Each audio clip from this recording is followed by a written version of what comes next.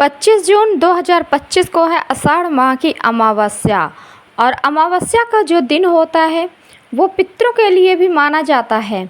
तो अगर आप अपने पितृ दोष से परेशान हैं और आपके जो पितर हैं वो आपको बहुत ही ज़्यादा परेशान कर रहे हैं, अगर आप पितृ दोष से छुटकारा पाना चाहते हैं और आप अपने घर में धन संपत्ति ऐश्वर्य पाना चाहते हैं, अपने घर में माता लक्ष्मी का स्थिर रूप से वास चाहते हैं, तो आप ये उपाय ज़रूर कर लीजिए अमावस्या के दिन, आषाढ़ माह की अमावस्या के दिन।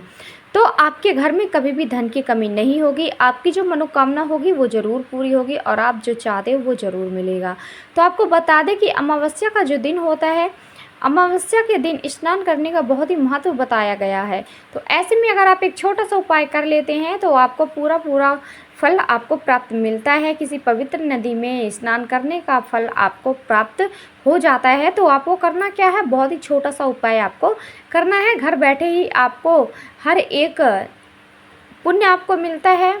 जैसे कि कोई पवित्र नदी में जाकर इंसान नहाता है तो उसी तरीके का फल आपको मिलता है घर पे ही इस उपाय को करने से। तो करना क्या है, आपको एक चुटकी काला तिल लेना है, एक चुटकी काला तिल लेना है और आपको एक बाल्टी पानी लेना है, उसके अंदर आपको काला तिल डाल देना है। इससे होगा क्या, इससे कि आपको माता लक्ष्मी के साथ साथ आपको आपके पितरों का भी आशीर्वाद मिलेगा, क्योंकि काला तिल जो होता है पितरों के लिए होता है, पितरों को बहुत ही प्रिय होता है। तो आपको थोड़ी सी काली तिल लेना है और हर हर गंगे करते हुए आपको स्नान करना है। आप ऐसा करते हैं तो आपको पवित्र नदी में नहाने का पुण्य आपको प्राप्त होता है और आपके पितरों का भी आशीर्वाद आपको मिल जाता है।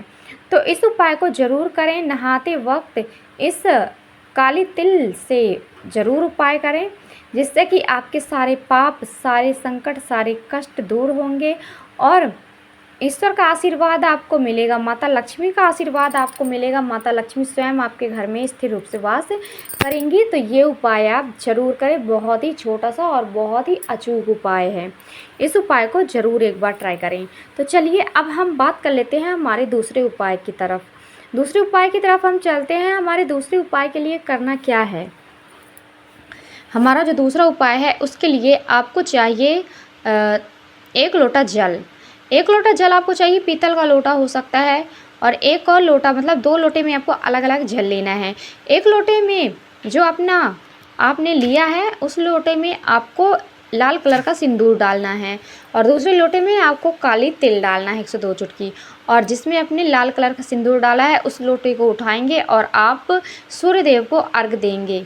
क्या करना है, सूर्यदेव को अर्घ देना है। और जो दूसरा लोटा है जिसमें अपने काले तिल मिलाए हैं, इस लोटे से आपको दक्षिण दिशा में आपको जल अर्पित करना है, क्योंकि आपको बता दें कि जो दक्षिण दिशा होती है हमारे पितरों की दिशा मानी जाती है, हमारे पूर्वजों की दिशा मानी जाती है।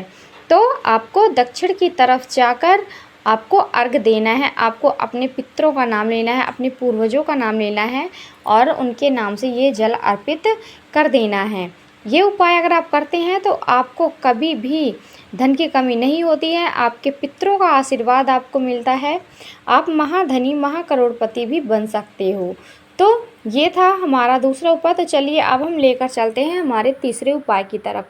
ये जो तीसरा उपाय है बहुत ही ज़्यादा चमत्कारी है, बहुत ही ज़्यादा दिव्य है। आपको बता दें कि पितृ दोष अगर आप पर है तो क्या क्या हो सकता है, क्या क्या निशानियां होती हैं पितृदोष होने की। तो आपको बता दें कि अगर किसी व्यक्ति के ऊपर पितृदोष है तो उस व्यक्ति के घर में छोटी छोटी बातों पर लड़ाई झगड़े होते रहते हैं, चाहे वो कोई भी नॉर्मल ही बात क्यों ना हो, लेकिन वो बहुत ही ज़्यादा लड़ाई का रूप धारण कर लेती है। और कई बार क्या होता है कि आपके घर में अगर पितृदोष है तो आपकी जो संतानें हैं वो नहीं बढ़ पा रही हैं, आपका जो कुल है वो नहीं बढ़ पा रहा है, आपके घर में कोई भी संतान नहीं आती है। तो ये है दूसरा कारण पितृदोष लगने का। और अगर आपके घर पे पितृदोष है, पितृ आपसे नाराज़ है, तो आपके घर में लक्ष्मी का भी वास नहीं होगा, क्योंकि जिस घर में लड़ाई झगड़े होते हैं उस घर में माता लक्ष्मी का वास नहीं होता है। तो आप एक एक रुपए के लिए मोहताज हो जाते हो, आपके घर में ना तो रुपया आता है ना तो पैसा आता है।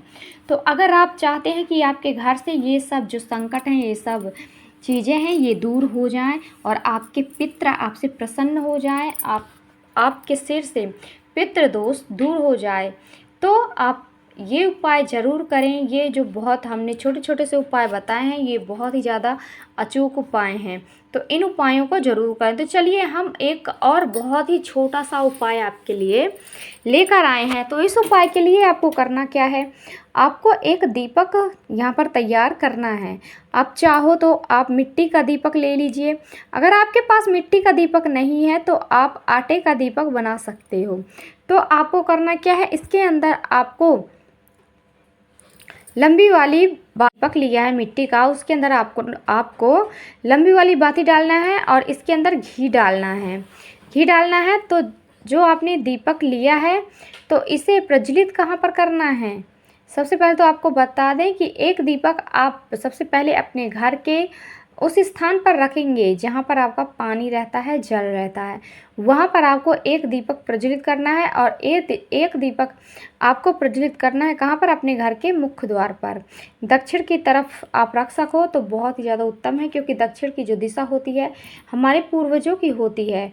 तो उस स्थान से आप जब घर के अंदर प्रवेश करोगे तो आपका जो दाहिना साइड होगा उस साइड पर आपको दीपक रखना है। साथ ही साथ आपको स्मरण करना है लक्ष्मी माता का स्मरण करना है। और आपको, अगर आप माता लक्ष्मी को प्रसन्न कर लेते हैं तो आप पर कभी भी कोई संकट नहीं आता है, कभी कोई कष्ट नहीं आता है। तो ये उपाय अगर आप करेंगे तो आपके घर में कभी भी धन की कमी नहीं होगी। आप जो चाहोगे वो आपको मिल जाएगा। तो ये उपाय ज़रूर करें। साथ ही साथ वीडियो को लाइक, चैनल को सब्सक्राइब करें।